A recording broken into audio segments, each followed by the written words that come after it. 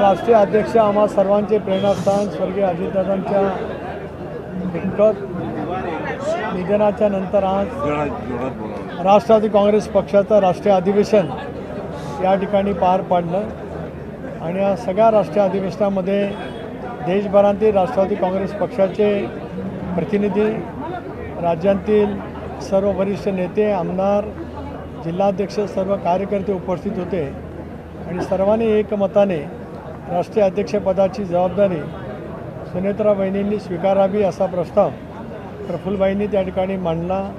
भुजबळ साहेबांनी त्याला अनुमोदन दिलं आणि आम्ही सर्वजण ऋणी आहोत की वहिनींनी आम्ही केलेल्या विनंतीला, आम्ही दिलेल्या प्रस्तावाला मान्यता देत राष्ट्रीय अध्यक्षपदाची जबाबदारी त्या ठिकाणी स्वीकारली.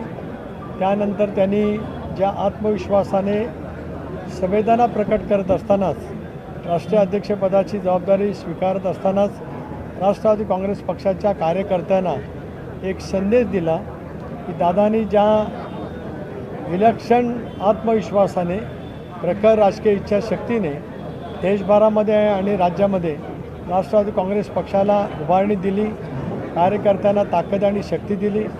महाराष्ट्राच्या विकासाचा 24 तास जो ध्येय पुराशी बाळगत त्यांनी काम केलं, त्याच पावलावरती पाऊल ठेवत वहिनी त्याच पद्धतीने काम करणार आहेत. हा आम्हा सर्वांच्यासाठी एक दुःखद पण तितकाच अभिमानाचा क्षण त्या ठिकाणी आहे. पक्षाच्या वतीने मी वहिनींचे त्या ठिकाणी आभार व्यक्त करतो आणि वहिनींना विनंती करतो की त्यांनी आपल्याशी संवाद करा.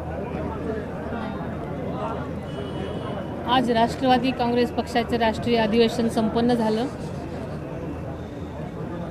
आदरणीय दादांच्या आकस्मिक जाण्यानं ती पोकळी निर्माण झाली होती, म्हणून पक्षातल्या